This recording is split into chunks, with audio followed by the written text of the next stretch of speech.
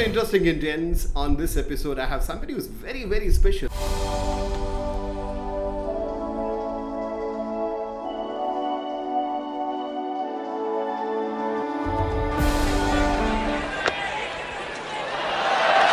What a great take by Kirmani. How much does that grandstand love a handstand?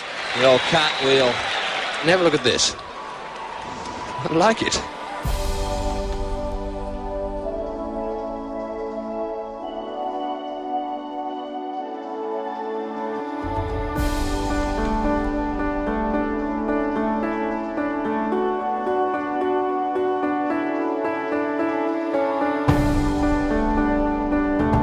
It's my absolute pleasure to invite the one and only Padma Shri Syed Kirmani to Interesting Indians. Kiribai, namaste. Thank you so much for joining in. Thank you so much, Sridat, for that very brief introduction of mine. Thank you so much. So, how are you? I mean, lockdown, Well, COVID. I'm doing very well.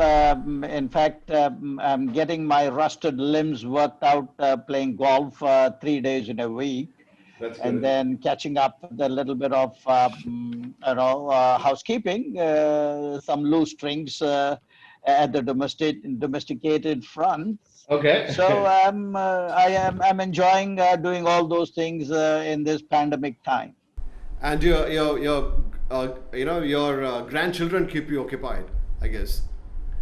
Yes, of course. My grandchildren. I have 1, 2, 3, 4 grandchildren. Yes, Oh. 2, 3 from my 2 daughters and 1 from my son.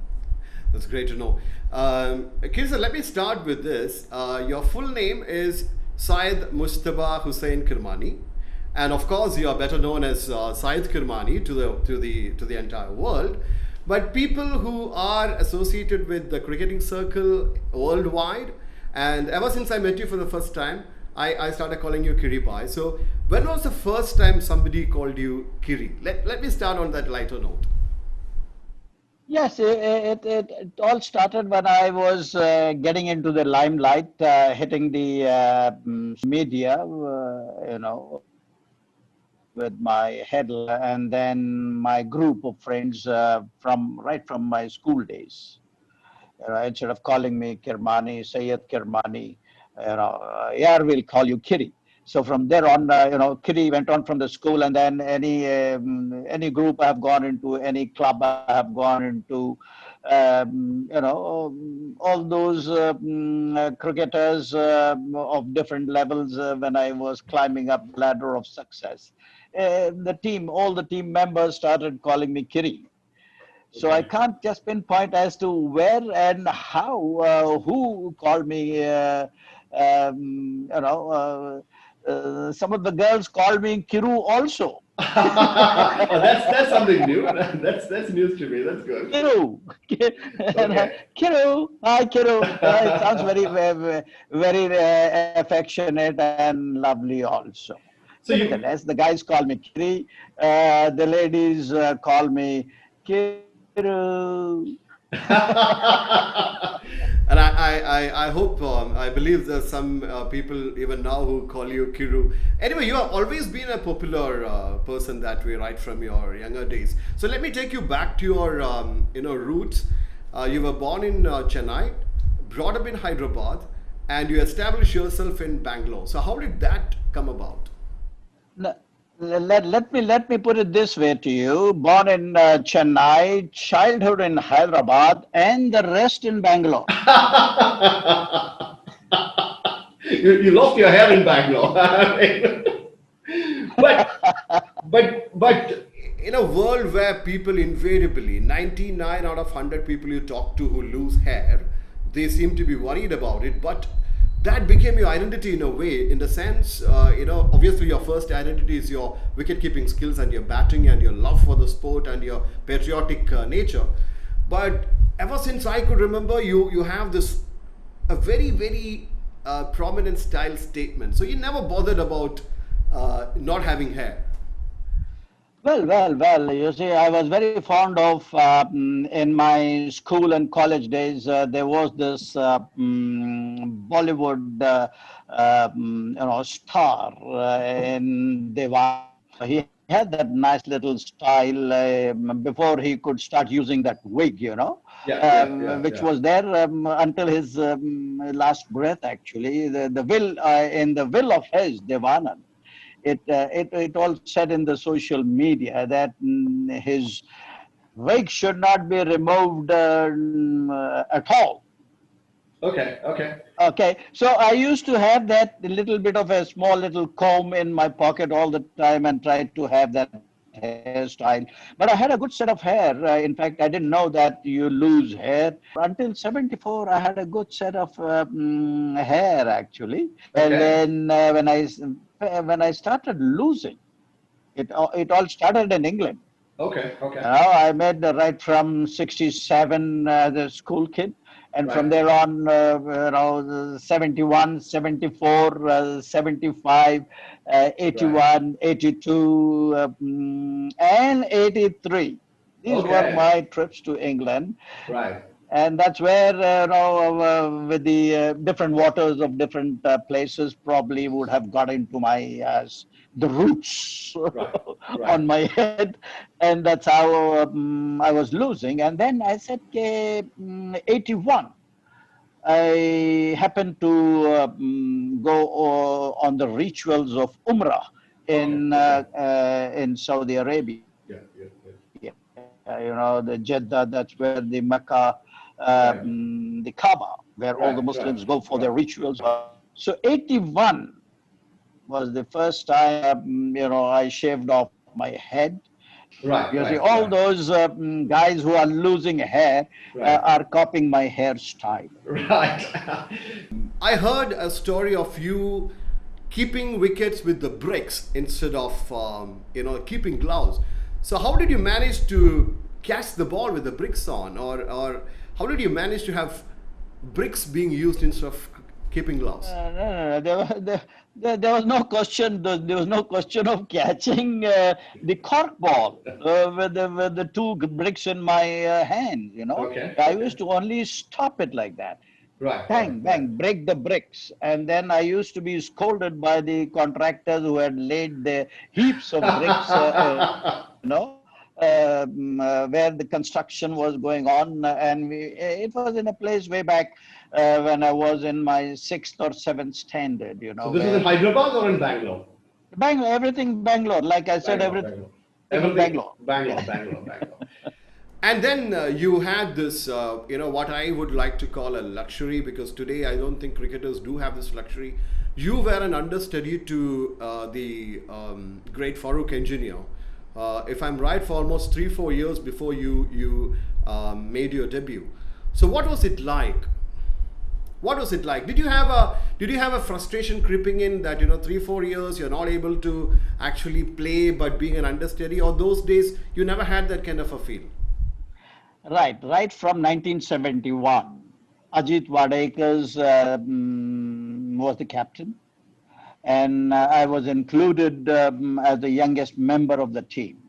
I think probably I must have been just about 20 years of age when I joined the Indian team in 1971. 71 to 70, Farooq Engineer was meant for test matches only. There were no one-day internationals at that time. Yes. Okay, so on those bases, 71 to 75. Okay. 5 years. Right. I was an understudy to engineer. I was gaining a lot of experience playing the county games, playing the side games in England. Right. 71, 74, 75 inaugural World Cup also. Yeah. And then 74, then 75. That was the inaugural World Cup. Right. Those were the 60 overs at that time. So on those bases, it was a booming period for me. Okay. It was absolutely, I was getting a lot of experience, gaining a lot of experience and gaining a lot of confidence. Right. right? And then in 1976, when Crook Engineer had testimonial for Lancashire, he was playing. Right. And he couldn't make it to the tour of New Zealand and West Indies, twin tour it was. Okay. Yeah. So I got an opportunity. They said, "Ke bhai, now Kiri must be well groomed in 5 years' time, keeping to the likes of the three geniuses in Prasanna, Chandrasekhar, and Bishan Bedi." Yeah. They gave me the wicketkeeping standards, and I happened to equal the world record. I was the fourth in the world at that time. In New Zealand at Christchurch. Six dismissals. I've got those 6 victims, six dismissals. I have got those 6, which I happen to equal the world record. So from there on, I established myself. So the highlight of your career, obviously every match you played, every achievement is great. But the highlight has to be the 1983 World Cup. And I have 3 things to ask you very quickly about 1983. Number 1 is the fact that you were considered to be the best in the world, along with Rodney Marsh and Alan Knott. So Wasim Bari. So if there was one factor which actually gave you the edge over the others, what was that? What differentiated you from the other 2 or 3 greats that we mentioned? Well, now here is a wonderful incident. Unfortunately, you see, we didn't have the technology to have a cell phone which could be where we could record in those days. Okay. So during 1983 World Cup, the International Cricket Council brought all the team members over a very formal tea or a dinner. I can't recall which one it was.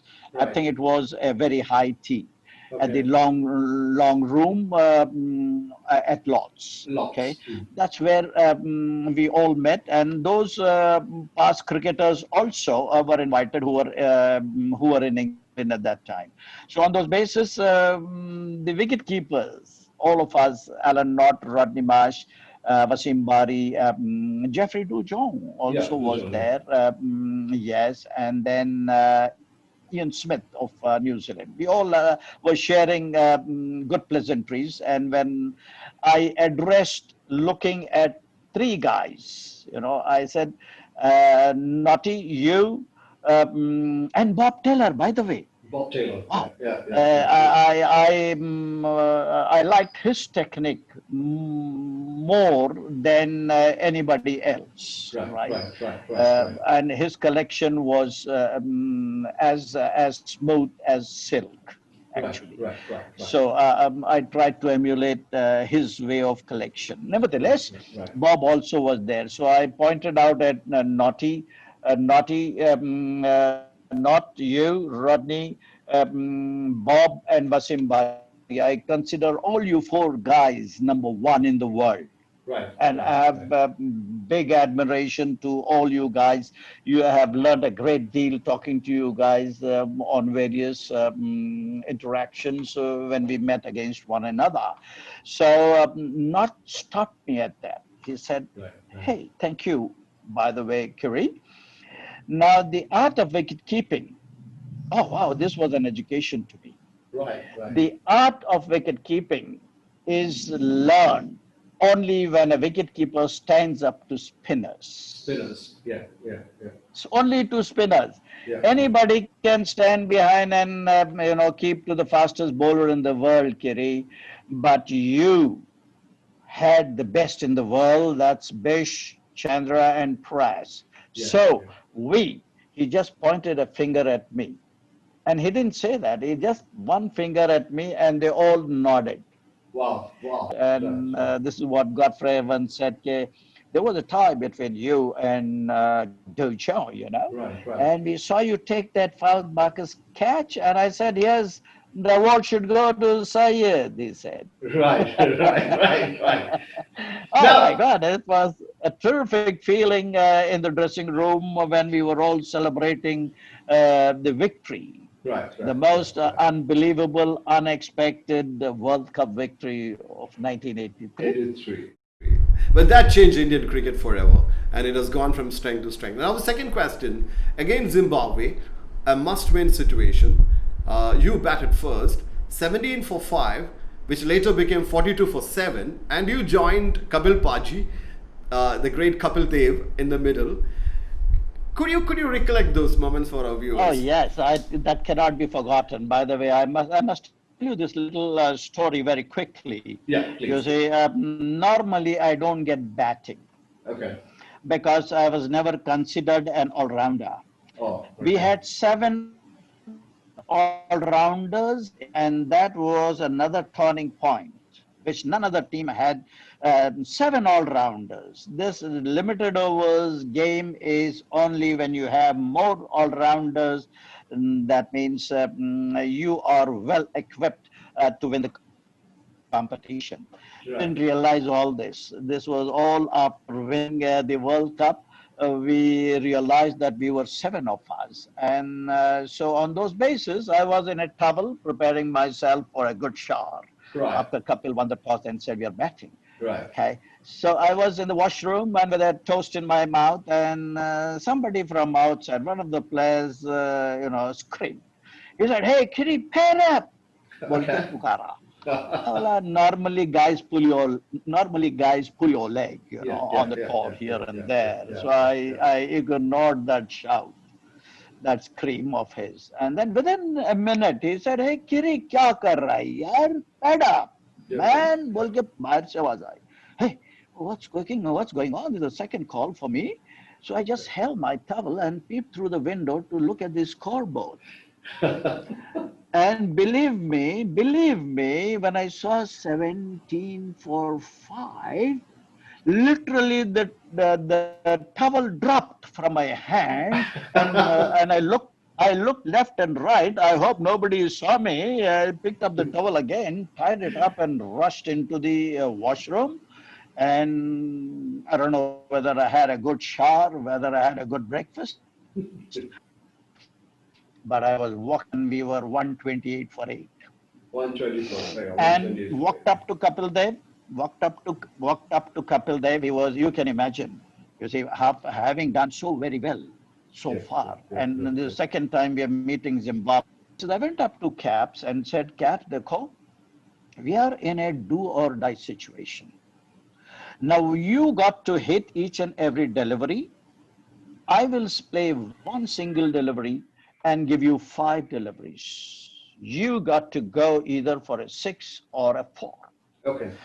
Arey Kiri bhai, humko aur 35 overs khelni hai. He said, no worries. As usual, I have never buckled under tension, under pressure, under crisis.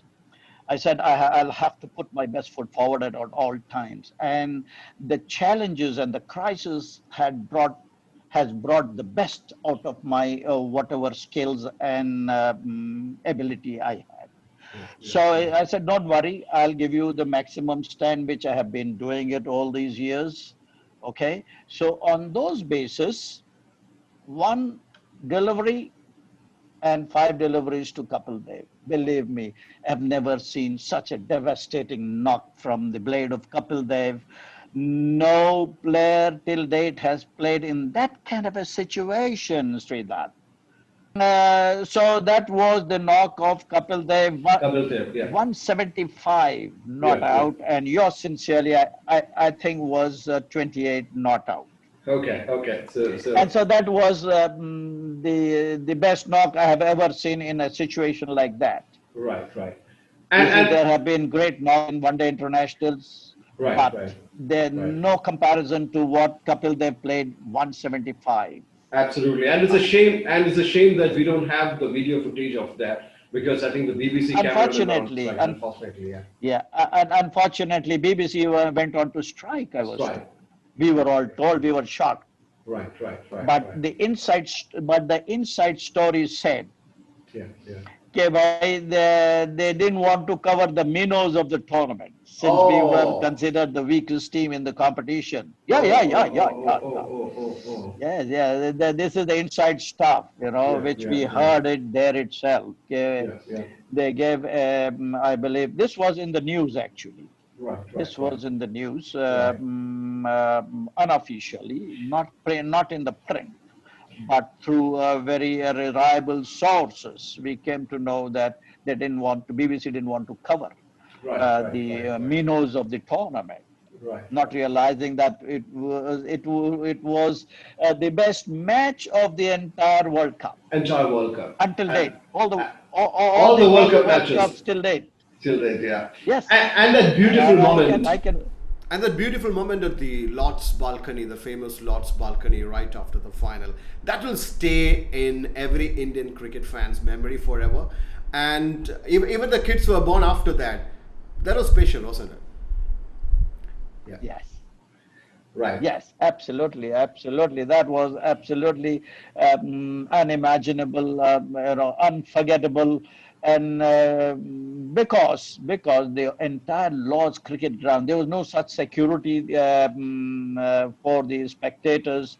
They can just run inside as soon as the game gets over. Right. That was a menace. The Lords, I have got a picture, beautiful picture. Yeah. You can't see the ground at all. You see all the fans trying to cheer us from the bottom. That's how the presentations were on the balcony. On top of the first floor, outside the dressing room. Right. So that's how it was an unbelievable and unimaginable. The feelings, the happiest feelings cannot be expressed. Right. You see, Sridhar, and that is nostalgia now. And a quick word about your stint as the chairman of selectors. It's not easy to select a team of 11 people or the 15 probables or the 20 probables in a country like India with everybody wanting to be a cricketer. That came with its own share of pressure. The two things I wanted to ask you regarding that very quickly. One is about MS Dhoni's selection. Not many people have spoken about it, but you had a huge role to play in MS Dhoni getting a break with his zone.